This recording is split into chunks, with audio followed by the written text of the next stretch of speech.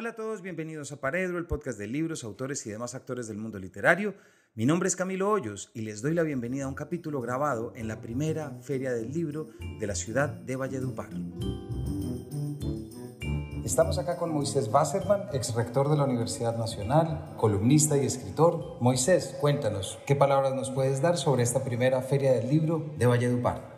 No, pues estoy muy contento de estar en Valledupar y muy contento de que haya una Feria del Libro en Valledupar. Creo que la lectura es fundamental para formar espíritus libres, para formar un pensamiento crítico en las personas.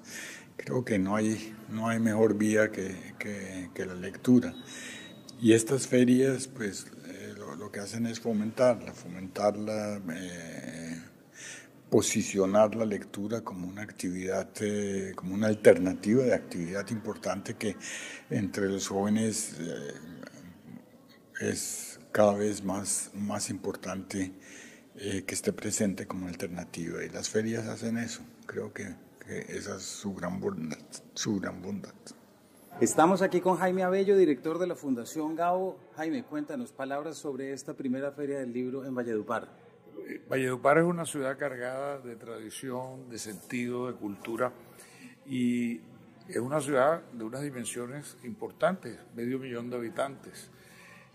Merece tener una actividad como la Feria del Libro, que es demostradamente en muchas partes vemos cómo se convierte en ejes de activaciones, de promoción cultural, de oportunidades para los jóvenes, de inspirar el amor por la lectura, de darle oportunidad a los autores que circulen, no solo a nivel nacional o invitados internacionales, sino en los propios autores de la región. Todo eso se va a poder hacer gracias a este esfuerzo, que yo quiero destacar el liderazgo del diario El Pilón y de Juan Carlos Quintero, y ojalá que la ciudad se lo apropie y lo defienda y lo sostenga como lo ha hecho con el Festival Vallenato. Hola, estamos con Catalina Lobo Guerrero. Catalina, ¿qué nos puedes contar de tu experiencia de estar acá en la primera Feria del Libro de Valledupar? Mira, pues ayer tuvimos una charla que fue muy interesante. Éramos 3 autores que habíamos escrito libros sobre Venezuela desde adentro. Y era un poco venir a contar eso también en una región que tiene muchos vasos comunicantes con Venezuela. Hay muchas familias que tienen migrantes que durante mucho tiempo se fueron allá, vivieron allá, algunos han retornado, otros no, y una región que también ha visto un montón de venezolanos en los últimos años venir a Colombia a quedarse. Y fue muy interesante también las preguntas del público, un poco apuntando por ese lado. Yo siento que hay como una gran curiosidad, un poco por entender mejor qué fue lo que pasó en Venezuela, pero por otro lado de saber cómo lidiar ahora con la migración venezolana en el país. Y se ha visto, digamos que ha habido algo de xenofobia, algo de rechazo, pero también es gente que entiende por otro lado lo que es ser migrante, porque esta es una región que también fue mucho de migrantes. Entonces fue súper interesante tener esa charla ayer y poder ver un poco como esas inquietudes entre el público, de entender una historia en el país vecino, pero que también es la nuestra, ¿no? Bueno, estamos acá con el editor Mario Jursic, amigo de la casa. Mario, ¿qué palabras nos regalas para esta primera Feria del Libro de Valledupar, además ciudad donde naciste? Camilo, pues lo primero es eso, o sea, es un reencuentro. Yo hace 10 años más o menos no venía a la ciudad, entonces es volverme a encontrar con una ciudad que ha cambiado, porque en los últimos tiempos ha habido mucha inmigración venezolana, entonces eso se está notando en la ciudad. Lo otro es reencontrarme con gente de la cual había sido lector, pero que no había tenido el gusto de conocer personalmente. No sé, te digo, el profesor Jaime Maestre ha escrito varios libros sobre la historia del vallenato, sobre algunas figuras del vallenato como Adolfo Pacheco, entonces tuve el gusto de conocerlo, intercambiar. Luego reconocer pues cosas que ya están olvidadas por razones familiares. Yo tengo muchos vínculos con Franco Felizola, que fue quien fundó probablemente la primera librería que hubo en Valledupar. Hoy en día ya no existe, se llamaba Distribuciones Bibliográficas, funcionó hasta el 93, en que por amenazas de paramilitarismo Franco tuvo que irse a vivir a Bogotá. De modo que las ferias son eso, como su nombre lo indica, pues es un revoltijo de gente es un revoltijo de historias, es un revoltijo de proyectos y es muy grato darse cuenta de que lo que vemos de Bogotá es un país muy estrecho y siempre es magnífico venir, enterarse de que la gente está pensando cosas muy diferentes a las que se ven desde la capital de la República. Estamos aquí con Alejandro Gaviria, amigo de la casa, a quien hemos seguido mucho. Alejandro, unas palabras sobre esta Feria del Libro. Es una primera feria del libro. Me parece que cuando he estado en eventos como este en otras partes hay un entusiasmo. El entusiasmo de los inicios, contento de estar aquí. Veo que en esta Colombia, donde no llegaban a la feria del libro, no llegaban los autores, están llegando ahora. Y hablo que si se quiere como economista, ¿no? Una demanda desatendida que recibe estos eventos con un entusiasmo especial. Para Paredro fue un regalo poder estar acá, no solamente porque, como ya nos escucharon en otros capítulos, queremos apoyar en el mayor número de ferias del libro regionales. Fue un regalo poder estar acompañando en la primera que se desarrolla en Valledupar, pero también porque pudimos entrevistar, y de hecho estuvimos aquí para entrevistar, a un autor que nos faltaba. Nos faltaba en el programa, y aquellos que conozcan la literatura colombiana se lo habrán preguntado. Me refiero a William Ospina, que es uno de nuestros más importantes ensayistas, novelistas, poetas, y uno de esos autores que se ha metido en cuanta esquina la literatura y la curiosidad lo ha llevado, y que nosotros los lectores se lo agradecemos mucho. Este capítulo también tiene un agradecimiento especial con el Ministerio de Cultura, específicamente con la Gerencia de Literatura, que hizo posible este viaje, y por supuesto un agradecimiento a Carlos Marín, quien es el director, organizador y promotor de la Feria del Libro, que también nos recibió para que pudiéramos estar acá. El libro sobre el cual estaremos hablando hoy es el último libro de William, la última novela, que se llama Pondré mi oído en la piedra hasta que hable. Y en él visita a uno de los personajes, y ya lo verán después del capítulo y de la conversación, uno de los personajes más importantes, no solamente a nivel científico, botánico, pero me atrevo a decir artístico, literario y de cualquier rama que queramos, porque eso es Alexander von Humboldt, el diálogo de todo con él mismo y con todo lo que lo rodea. Este es un libro en el cual William prácticamente plantea, desarrolla una visión personal de Humboldt, acompañándolo en los momentos más significativos de su viaje, que como saben comienza en Venezuela, pasa por Colombia, en fin, ya lo verán tanto en la conversación como en el libro, pero sobre todo es un libro que nos invita a algo que en esta casa apoyamos muchísimo, nos invita a cerrar las pantallas, a cerrar los móviles y a salir al mundo, salir a la naturaleza, salir a leer el libro de la naturaleza. Aprendemos de Humboldt, de esa voracidad por hacer las cosas, por ese miedo a que se va a quedar sin tiempo, de que el mundo alrededor nuestro se mueve y que no sea, como dice William al final de la entrevista, que cuando saquemos los ojos de la pantalla y miremos el mundo, ya el mundo no esté. Así es que este es un libro que nos invita a conocer la naturaleza, a explorarla de muchas formas, pero sobre todo nos invita a la conjunción de saberes, a saber que el diálogo es siempre una de las herramientas más poderosas para crecer, para aprender y para saber, y que mientras más pongamos nuestras ciencias y nuestras manifestaciones culturales a dialogar con el mundo, más vamos a ver su importancia y más vamos a aprender. Así que sin mayores preámbulos, los dejo con un capítulo grabado en la Feria del Libro de Valledupar a nuestro escritor William Ospina, con un libro muy bonito y que recomendamos mucho desde acá, y ya van a ver por qué, que es Pondré mi oído en la piedra hasta que hable. Así que sin mayores preámbulos, bienvenidos a una nueva entrega de Paredro. William, en primer lugar, y lo digo con mucho gusto, bienvenido a Paredro. Muchísimas gracias por la invitación. Es una verdadera alegría estar hablando contigo, además en este contexto donde estamos, que estamos en la primera Feria del Libro de Valledupar.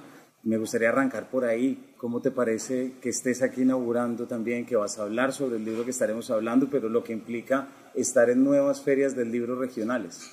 Pues mira, yo había estado aquí hace como 2 años porque vine a presentar mi libro Guayacanal, y ya desde entonces algunos amigos me habían hablado de la necesidad que la ciudad sentía de hacer una feria del libro.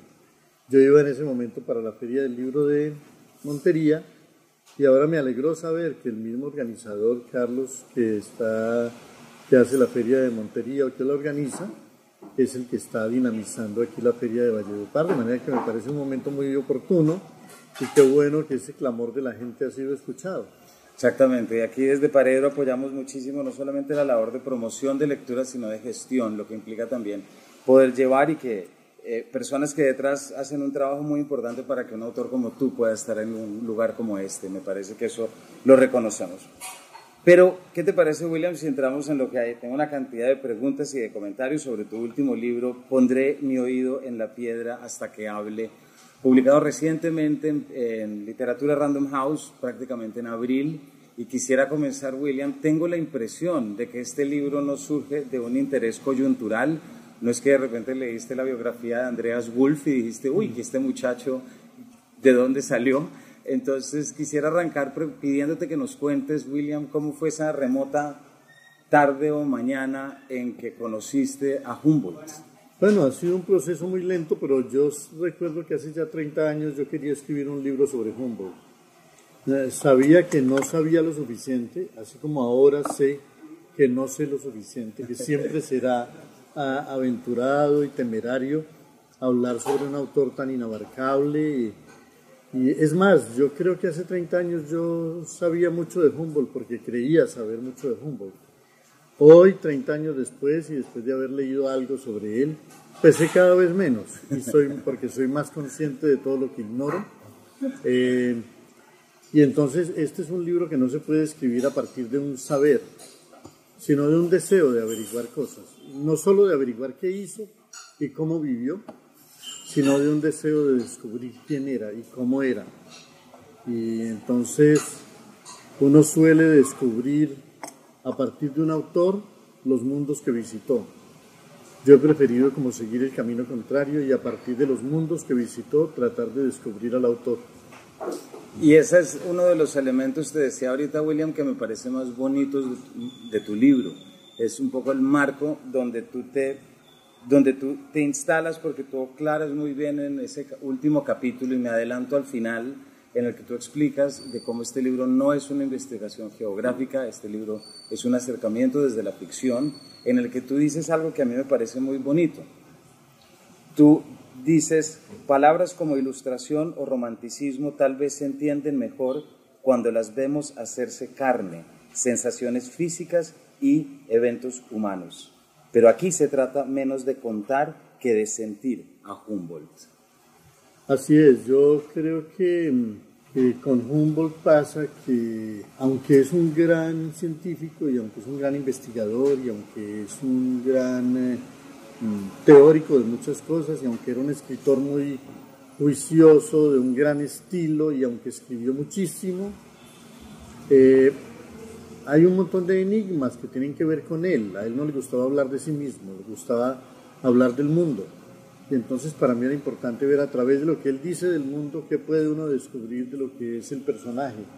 Ahora, me importa el mundo que recorrió, me importa el personaje que él fue y me importa también como la importancia de lo que hizo, tanto para su época como para nosotros hoy. Este es un libro, yo diría que de alguna manera muy contemporáneo. Trata de un hombre de hace 2 siglos, trata de un viaje de hace 2 siglos, pero tal vez solo en esta época podemos entender bien quién era él y qué fue lo que hizo. Precisamente, William, estoy buscándola aquí. En este capítulo al que me refiero, el que es un libro, tú dices algo que te quería preguntar porque me parece que es un poquito una declaración de principios, pero que va más allá de lo literario. Cuando tú dices, ya necesitamos menos teorías o manuales, academias o sistemas, que ejemplos verdaderos. La única pedagogía que sobrevivirá, creo, será la pedagogía del ejemplo, y allí donde termina la edad de los enciclopedistas y de los especialistas, comienza un futuro que estará hecho de lucidez y de pasión, de un sincero deseo de conocer, pero sobre todo de una profunda voluntad de conservar y celebrar. Creo que ahí está toda la actualidad de tu libro. Sí, es que yo creo que hoy, en esta época, tenemos mucho culto por el conocimiento, un gran respeto por la ciencia, una gran veneración por todo lo que somos capaces de conocer y de comprender y de transformar, pero es curioso, yo a veces me digo, cada vez sabemos más de los jaguares y cada vez hay menos jaguares en el mundo, cada vez sabemos más de la vida y cada vez más está más en peligro la vida.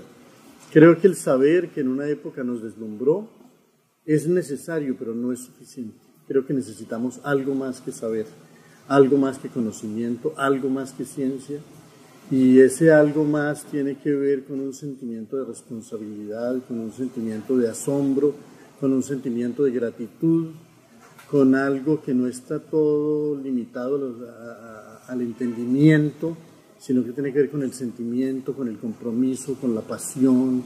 Entonces, es una época que va a necesitar mucho conocimiento, la que aquí comienza, pero va a necesitar más que conocimiento, va a necesitar responsabilidad, afecto verdadero, amor profundo, pasión por la vida y tal vez un poquito de humildad, porque es que el conocimiento a veces es muy soberbio y cree que se basta, pero los seres humanos no inventamos el mundo, más vale que no intervengamos demasiado en él, ni creamos ser sus dueños, ni creamos que todo lo podemos transformar y que todo lo podemos potenciar para nuestra utilidad. Entonces un poco de respeto será indispensable, y a veces yo me digo que no se trata de que el ser humano haga muchas cosas nuevas, sino que deje de hacer algunas, ¿no? Que sea un poquito, que se abstenga un poquito de intervenir y que deje que la vida, que siempre sabe más que nosotros, haga lo suyo. Claro, y leyendo a Humboldt y lo que ve Humboldt.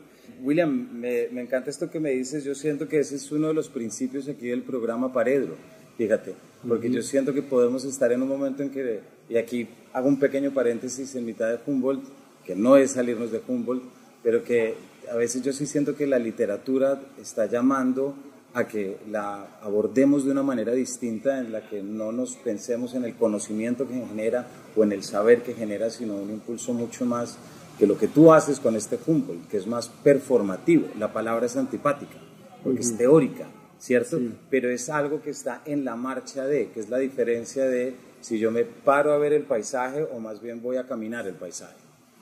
Sí, a mí me pareció importante, más que contar lo que hizo Humboldt, tratar de acompañarlo. Como los viajes fueron tan vastos y tan profundos, no es una labor que se pueda hacer minuciosamente, ¿no? Ya Humboldt contó su viaje y ya lo contó con un conocimiento que nadie más que él tiene y con un estilo magnífico. Pero claro, no todo el mundo puede leer las miles y miles de páginas del viaje a las regiones equinocciales del Nuevo Mundo o de Cosmos.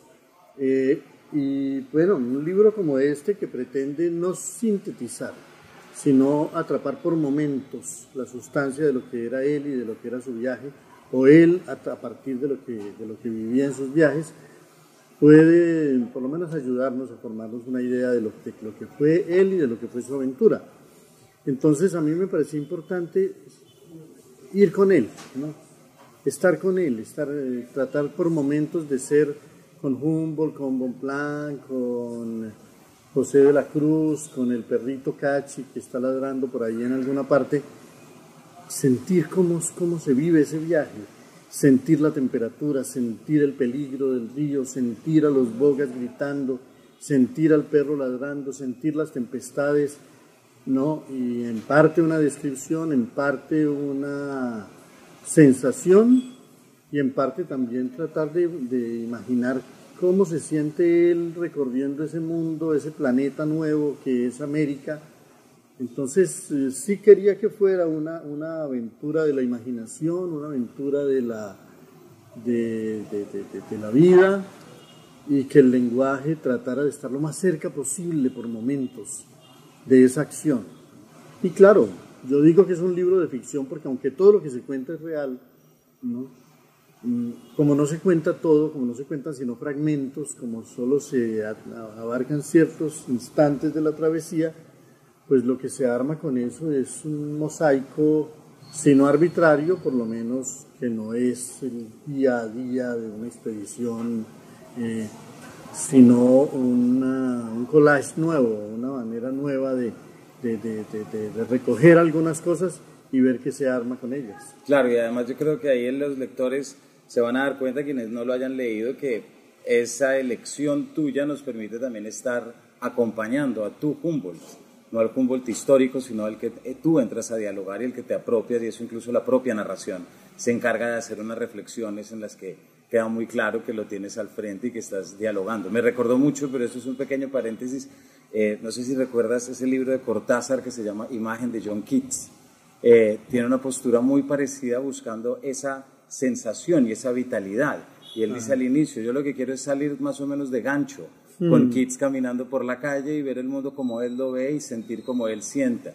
Y creo que esos ejercicios desde aquí los recomendamos mucho porque son nuevas perspectivas y son nuevas experiencias lectoras que yo creo que mucha gente está un poquito empecinada o la empecinaron en que solo hay una forma de leer, y creo que gran parte de lo que hacemos es abrirla. William, tú mencionas muchísimo, o pues me recuerdo 3 o 4 veces en el libro acerca de esa importancia de, para tú entender a un personaje histórico, entender muy bien el momento de donde sale y esa época de donde surge. ¿Cuál es tu interés particular en este momento en el que Humboldt de repente empieza a interesarse en lo que se interesa, o cómo ves que esa época específica pues creó al Humboldt que tenemos? Pues yo me he estado preguntando desde hace muchos años cómo nacieron nuestros países y de qué están compuestos realmente, ¿no? Me interesa mucho el mundo natural americano y me interesan mucho los pueblos nativos americanos. Me interesa mucho también el mundo europeo y la manera como llegó aquí. Y a partir de cierto momento me interesa mucho de qué manera se fusionaron esos mundos, de qué manera chocaron, se enfrentaron, se hirieron, se confrontaron y también se fueron mezclando, ¿no? Cómo empezó a surgir algo nuevo de ese abrazo tan terrible que fue la conquista. Y son cosas que yo he interrogado en mi libro Las Auroras de Sangre sobre Juan de Castellanos, en mi trilogía sobre el Amazonas, quiénes somos y cómo se formó este mundo y cómo se dio este abrazo ya inseparable entre el mundo americano y el mundo europeo, entre el universo mítico de los pueblos nativos americanos y ese otro universo mítico de los pueblos de Europa, cómo se dio el mestizaje de la lengua, cómo fuimos volviendo o seguimos empeñados en volver a la lengua castellana una lengua americana y no simplemente una lengua que llegó de muy lejos aquí a dominarnos y a impregnarnos de su espíritu. Entonces, esta pregunta por Humboldt es un momento particular de esa búsqueda. Tiene que ver con que Humboldt, recorriendo América, interrogó las cosas que menos hemos interrogado nosotros, porque nuestra independencia quedó en deuda con el mundo indígena, quedó en deuda con el mundo africano y quedó en deuda con la naturaleza americana. Fue una independencia muy europeísta en sus ideales y muy europeísta en su concepción del mundo, ¿no? Aún seres tan grandes como Bolívar todavía estaban demasiado impregnados del ideal libertario republicano de la Revolución Francesa, y de pronto no alcanzaron a tener ojos, pero era difícil tenerlos en esos tiempos, para lo que estos países podían llegar a ser a partir de su composición. Entonces Humboldt llegó a interrogar la naturaleza americana, que ni siquiera la independencia interrogó con profundidad, que la república no ha interrogado todavía con profundidad, y a interrogar el mundo indígena, las leyendas, los mitos, las lenguas, las costumbres, los relatos del origen, ¿no? Y entonces yo he sentido, inclusive después de leer este libro, que he seguido pensando y hablando de él, he sentido que en ese momento se dio un encuentro extraño entre lo que era América antes de la conquista y lo que es Europa después de la Ilustración, ¿no? Y creo que ahí hay unas aproximaciones, ¿no? Porque Europa cada vez más está comprendiendo, y Humboldt fue el primero en advertirlo, que Occidente no tiene todas las respuestas, que Occidente tomó un camino peligroso para el mundo, que la exaltación extrema del espíritu a expensas de la naturaleza bien puede haber sido un error, y que los pueblos nativos americanos, si algo tenían, era un tipo de relación con la tierra y con la sacralidad de la tierra que no es que excluyera el pensamiento, sino que lo mantenía aprisionado en unos límites que les permitían conservar el mundo y sentir un respeto trascendental por él. Entonces, de ese diálogo de Humboldt con el mundo americano se nutrió el romanticismo, que para mí es un movimiento lleno de futuro, no por lo que fue, sino por lo que potencialmente había en él. La capacidad de Occidente de criticarse, la capacidad de Occidente de sentir nostalgia de otras épocas y una tal pluralidad de miradas y de intenciones. Hay una descripción muy hermosa que hace Isaías Berlín en su libro Los orígenes del romanticismo, cuando trata de enumerar qué es el romanticismo. Y la enumeración es muy bella, muy literaria, pero resulta que es todo. Es el culto por el pasado y el culto por el porvenir, el culto por la memoria y el culto por el olvido, el culto por la luz y el culto por la oscuridad, ¿no? Entonces, que el romanticismo sea todo eso parecería un poco burlón, y sin embargo no lo es, porque es que lo que estamos viviendo en nuestra época es una mirada cada vez más reducida sobre el mundo, que solo ve en la naturaleza su utilidad, o que solo quiere ver la luz y desprecia la noche, que solo quiere la prisa y desprecia la lentitud, que solo quiere... Entonces, resulta que el romanticismo es por fin una mirada que admite que todo eso existe, que existe la luz, que existe la oscuridad, que existe la superstición, que existe la razón, que existe la nostalgia, que existe la esperanza, que existe la realidad, que existe la imaginación. En una época que cada vez reduce más su mirada, reduce más su lenguaje, reduce más su interpretación del mundo, cuando ya los bosques no son los bosques de la memoria ni los bosques de la fantasía, sino solo recursos madereros, y cuando ya los ríos no son las metáforas del tiempo, sino solamente recursos hidráulicos. Es bueno lo que el romanticismo ha hecho, que es devolvernos otra vez a la pluralidad del mundo y hacer que abandonemos como ese mero reino simplificador del utilitarismo. Entonces, bueno, Humboldt contribuyó mucho al nacimiento de esa época, de razón, pero también de pasión, de lucidez y de observación minuciosa del mundo, pero también de apertura a la fantasía y a la imaginación, y de una conciencia profunda de que no se trata solo de sentir la realidad del mundo, el tejido lógico del mundo, sino también la belleza misteriosa del mundo. Qué bonito, gracias William. Acá tengo una pregunta precisamente porque tú tienes una parte, 2 párrafos muy bonitos en los que hablas de cómo todos los románticos leen a Humboldt, Coleridge y Keats no, perdón, mencionas a otros, pero para esa pregunta me toca dar una vuelta. Sí. Para hacerte otra, y es una presencia que yo encontré fascinante porque siempre me había intrigado mucho ese encuentro de Humboldt con Goethe en los palacios de Weimar, por ejemplo, y cómo en ese momento alguien quien está buscando lo estético se encuentra con quien está buscando lo científico, y es ese momento que tú lo expresas muy bien en el libro de esta combinación. Pero es que tiene una tercera variable que me parece que la pones todavía mejor, que es Fausto. Que es esta idea que tú tienes de Goethe cuando conoce a Humboldt, en realidad está conociendo al Fausto, de quien no ha escrito y que todavía está. Entonces, cuando hablamos de todo esto que tú has mencionado, precisamente de la acción y de entender, me parece que tomar a Fausto es imposible no pensar en ese diálogo con Mefistófeles de en el principio era la acción, no era el verbo.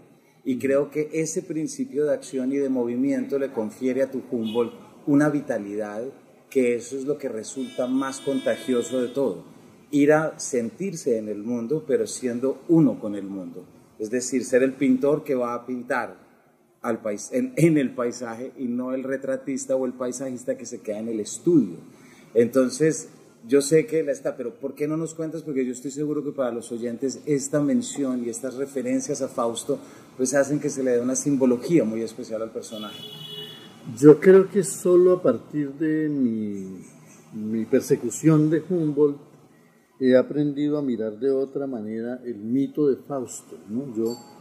Yo miraba el mito de Fausto solo en términos como puramente literarios, pero ahora siento que el mito de nuestra época es el mito de Fausto, o sea, el mito de una razón que quiere abarcarlo todo, que quiere conocerlo todo, y del ser humano que quiere ser solo razón, que quiere ser solo conocimiento, que quiere ser solo acumulación de información y de entendimiento del mundo, Humboldt fue toda una experiencia encontrarse con Goethe.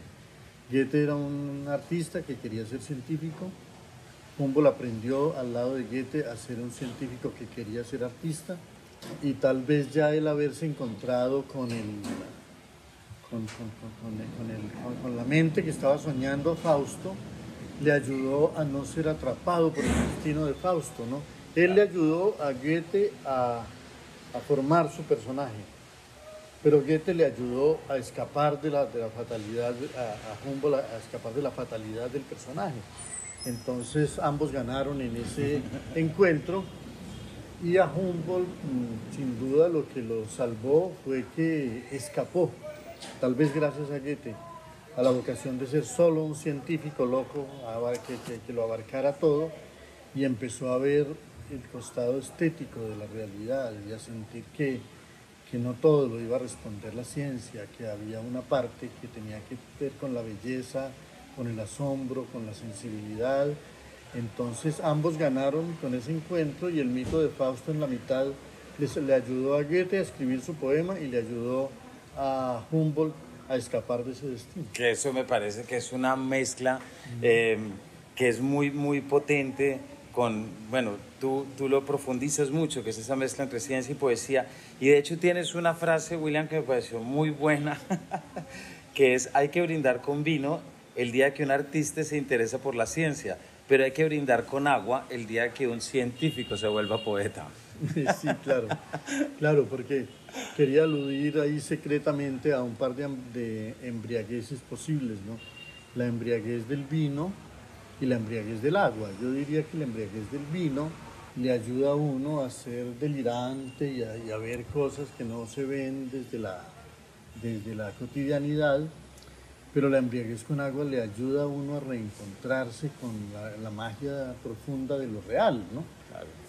Por eso, en algún poema yo traté de resumir una actitud de Whitman, que decía: es magnífico el vino, pero el agua es mejor, embriaga de una manera más mística. Qué bueno. William, yo te quería hacer una pregunta que no es que tenga su trampa, pero me intrigó mucho, y es que cuando uno lee sobre Humboldt, lee sobre más o menos el personaje ideal. Es decir, es un poquito la muestra de todos los equilibrios que buscamos en este momento, y tú ya lo acabas de decir. Hay una parte puntual, y esto tiene que ver con lo que tú hablas ahorita, de preguntarse por cosas que no nos hemos preguntado, que es cuando tú enumeras las 3 preocupaciones que él tiene en el viaje. Creo que es el momento en el que está llegando a Colombia, que por un lado la soledad, porque ya no están los taínos, porque ya han sido aniquilados, sí, refiriéndote a lo que decías, los tormentos de la esclavitud, pero también el hecho de borrar la naturaleza primitiva, que son los 3 puntos que tú acabas de decir en la anterior. Me pregunto, William, si Humboldt era así de perfecto, o si es posible que estemos frente a, no que importe o no, pero que estemos frente a un mito de Humboldt. Es posible que también haya, que no creo que le quite ningún mérito, por supuesto, pero sí me intriga como fuente histórica y como fuente creada. Es decir, ¿estamos frente a un mito? ¿Ha habido responsabilidades de crear un mito?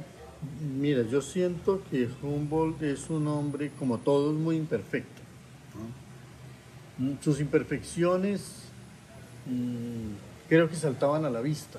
Era impaciente, era locuaz, no paraba de hablar, no paraba de cambiar de tema, ¿no?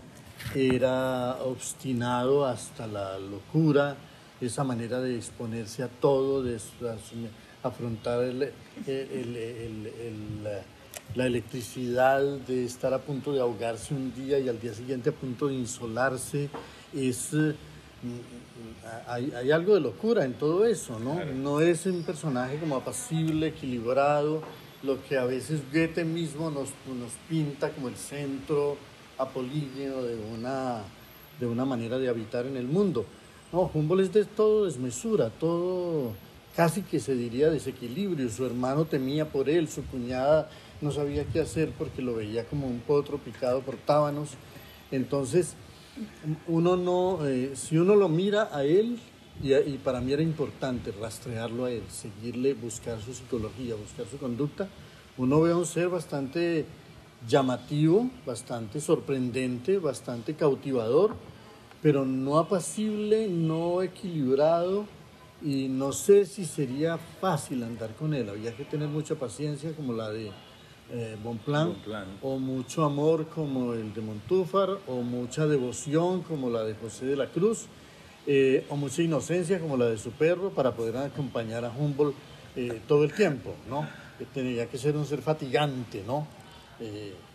Pero en medio de toda esa desmesura, esa avidez, esa impaciencia, esa excitabilidad permanente, esa locuacidad, esa madrugadera, esa trasnochadera, todo lo que hay en él de excesivo, de extremadamente excesivo, sin embargo le permitieron crear, yo no sé si un personaje, tal vez el personaje que nosotros tratamos de destilar de todo eso, pero sí una obra de una gran repercusión. Me haces recordar que Schiller, que era un hombre muy clasicista, muy enamorado del equilibrio, lo miraba con mucho nerviosismo, le parecía desmesurado, le parecía que de ahí no podía salir nada que verdaderamente provechoso, porque no iba, con qué se comía eso, ¿no?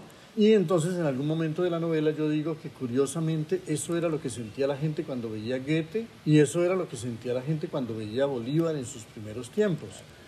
Eran personajes desmesurados, excesivos, muy imperfectos, si se quiere, pero eran los personajes que engendraba esa época. Era una época de mucha turbulencia, de mucha pasión, era la época de las revoluciones y era la época del nacimiento de la era romántica, y entonces el tipo de personaje mítico, llamémoslo así, que se formaba con ellos, no era equilibrado, era excesivo, era desbordante. Bolívar es un ser desbordante, es difícil abarcarlo. Uno escribe 50 novelas sobre Bolívar y no lo habrán abarcado, sobre cada uno de los episodios de su vida. Con Humboldt pasa algo similar, con Byron sin duda pasa algo similar. Son los rostros de esa época, y los que los miraban, a todos ellos que cuando eran jóvenes se decían: esto no va a terminar bien, esto no va para ninguna parte, esto va a ser un caos, y sin embargo construyeron su época y la construyeron de una manera admirable. Y entonces yo digo, no es que se equivocaran al mirarlos, es que no alcanzaban a ver todo lo que podía salir de eso, porque en una época en la que el presente era tan abrumador, el futuro sabía esconderse. Ok, qué bueno, gracias, William. Te tengo una pregunta que ya tiene que ver un poquito con historia literaria, porque leyendo la novela y leyendo el Humboldt, tuve la idea de la imagen muy clara de José Arcadio saliendo de Macondo a ver y explorar muy bien el perímetro que lo rodeaba, ¿cierto? Ese momento de fascinación y empezar y ese diálogo con la naturaleza. Tú ya lo dijiste y lo dijiste muy bien, y en el libro es esa manera de leer la nueva naturaleza, y están esos grandes fragmentos de cosas que no había visto nunca. Me pregunto, William, si tú consideras, yo sé que están esas palabras de lo real maravilloso de Carpentier, que él ha explicado en ese texto, pero ¿podríamos hablar de alguna relación entre Humboldt y el realismo mágico? En cuanto forma de ver la vida, yo sé que uno es científico, el otro es literario, pero me parece que ahí puede haber algo. Pues yo pienso que Humboldt habría podido ser un personaje que pasara por 100 años de soledad. En algún momento, en algún capítulo de 100 años de soledad, uno podría ver aparecer un varón alemán lleno de instrumentos mágicos, un poco como el viaje de los gitanos o la visita de los gitanos. Sí, yo creo que es que cuando García Márquez escribió su novela, él tenía en mente también como toda una historia del continente que iba transfigurando el antojo de su imaginación, pero ese afán de América por ingresar en la modernidad, por descubrir el mundo, ese José Arcadio Buendía descubriendo que el mundo es redondo como una naranja a punta de puras especulaciones y elucubraciones mentales, tiene mucho que ver con esto. Digamos que lo de Gabo es un sueño, pero ese sueño deja traslucir que nuestra realidad fue así, que a comienzos del siglo XIX por aquí pasó un alemán con un montón de instrumentos mágicos, que miraba el mundo, que cuartelaba la luna, que observaba las plantas y que iba por el río Magdalena en unas canoas cargadas de sextantes y de barómetros y de todo eso. Y claro, todo eso cabe allí. La historia entera de Latinoamérica es la historia de esos, de esas locuras, de esos hallazgos mágicos y de esos cruces de realidades. Entonces, también es verdad que lo que llevó Humboldt a Europa fue esa fascinación con la desmesura del paisaje que uno puede encontrar hoy en García Márquez. Y eso fue lo que inspiró la revolución y la imaginación de todos los románticos. Es decir, la pintura del siglo XIX europea es inconcebible sin esa lección de estética de la naturaleza que Humboldt llevó. La obra de Julio Verne es inconcebible sin el aporte de Humboldt y como yo trato de mostrar allí, hasta la obra de Rimbaud, ¿no? Está cargada de esa fascinación con las tierras exóticas y con los mundos distantes. Y yo deslicé en mi novela, a veces de tal manera que los lectores no pudieran encontrarla, muchas alusiones a todo ese mundo romántico. Por ejemplo, hay un momento cuando Bolívar está asistiendo a la exposición de Humboldt en un salón de París sobre la América que vio. Yo digo al final de un capítulo que los que más asombradamente lo escuchaban en ese salón eran los dos muchachos americanos que había, Bolívar y Montúfar. Y digo al final de ese capítulo que después de haberlo oído, dos personas distintas se levantaron de sus camas al día siguiente, ¿no? Esa conversación de la noche anterior los había transformado. Y claro, esa frase final es apenas una paráfrasis del final de un poema romántico que es la balada del viejo marinero de Coleridge, en donde unos muchachos se encuentran con un anciano que les habla de un viaje fabuloso, ¿no?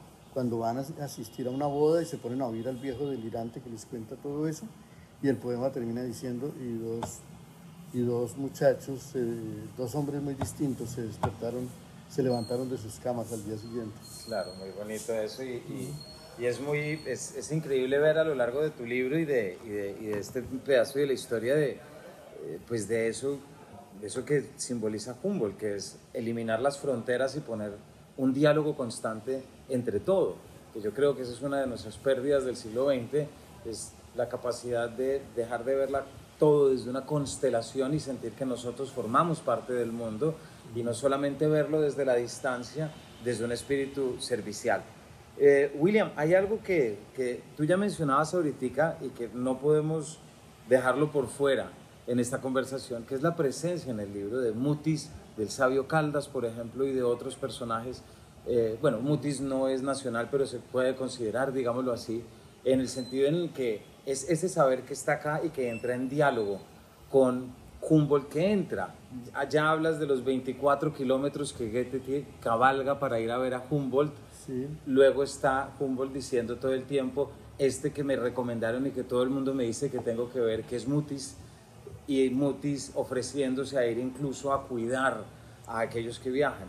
¿Por qué no nos cuentas un poquito y de lo que fue ver prácticamente ese intercambio de saberes? Porque no es que los unos se hubieran quedado escuchando las lecciones del otro. Sí.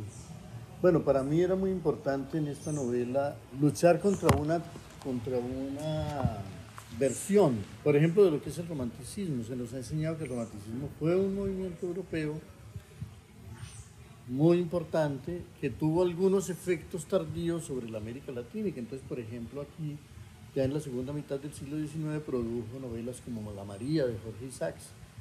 Y a mí me parece que no es tan exacto eso. Yo no creo que el romanticismo haya sido un movimiento europeo que tuvo una influencia tardía sobre América, sino que yo siento que el romanticismo nació de un diálogo entre Europa y América y por eso el viaje de Humboldt es fundamental.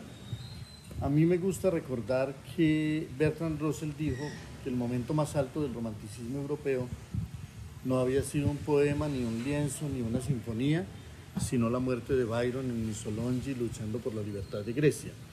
Ese amor extremo por la libertad y ese deseo, esa lucha por la república, ¿no?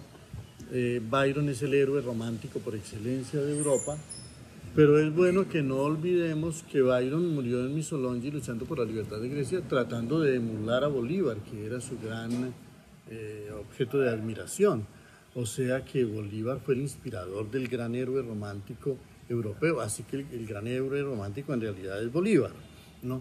De manera que cambiar un poquito ese relato del romanticismo como algo que inventaron los europeos y que nos influyó tardíamente a nosotros es importante, porque además el viaje de Humboldt, que fue fundamental no solo para la geografía moderna, sino para el arte de la modernidad, no habría sido posible sin su visita a Mutis y sin su relación con las láminas de la expedición botánica, que le dieron a él nuevos ojos para ver la flora equinoccial, y en la Naturgemalde que Humboldt pintó la disposición de las plantas sobre las faldas del Chimborazo, que llegó a Europa y que significó una conmoción para el mundo científico de su tiempo, no habría sido posible sin los diálogos de Humboldt con Francisco José de Caldas, que fue casi el que primero concibió esa idea.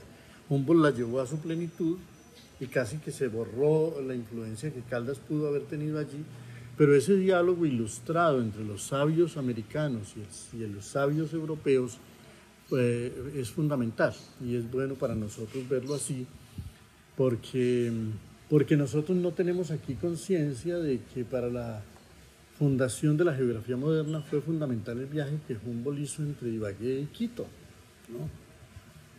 Creemos que eso ocurrió por allá en otra parte, pero es bueno para nosotros tener conciencia de que las cosas ocurrieron de otra manera y cuál fue el protagonismo que a veces unos personajes y por sin duda unos espacios, unos paisajes, qué papel jugaron en esa historia.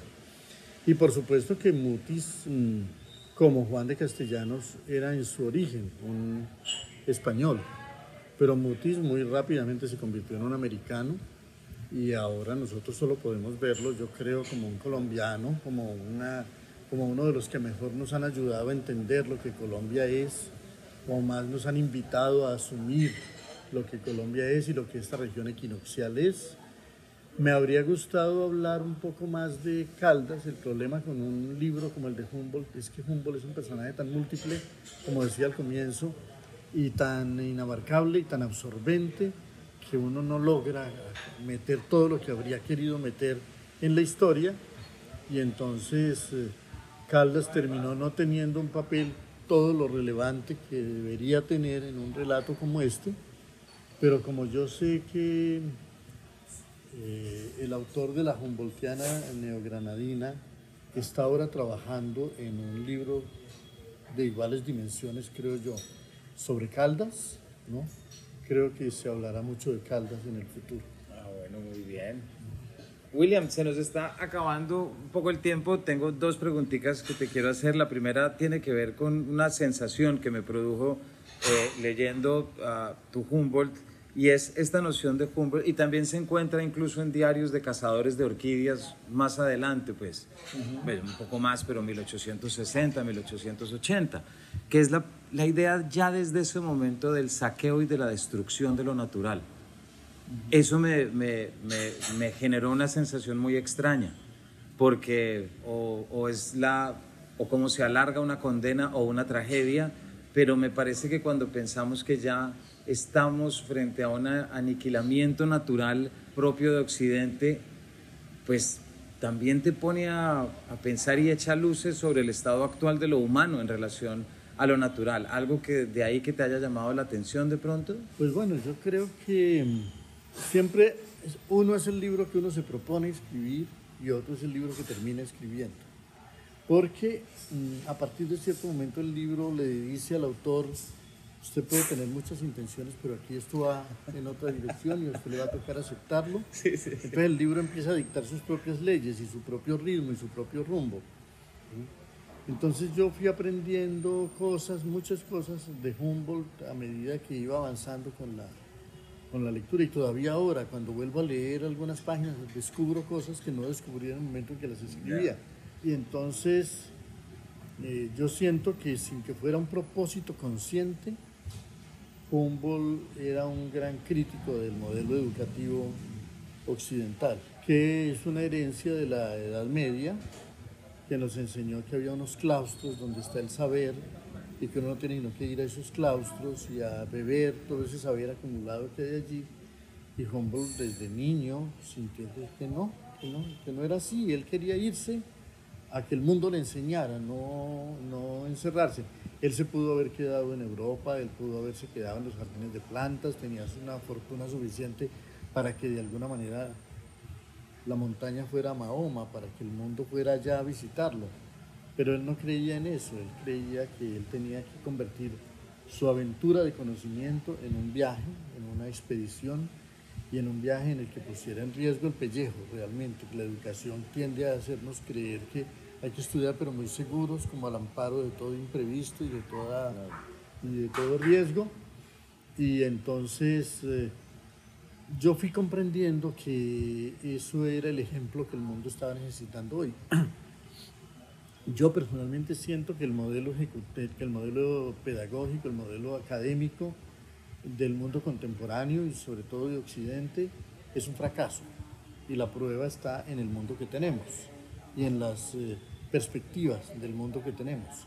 Siento que va a ser necesaria una transformación muy radical de nuestra manera de aprender, y creo que esa manera de aprender va a tener que recibir mucho la lección de este hombre que se fue a la aventura y a viajar a pie y a recorrer el mundo y a tocarlo y a sentirlo y a recibir la electricidad del gimnoto y de la anguila, ¿no? Y a sentir el vértigo de los peñascos del Quindío y a todo eso, ¿no?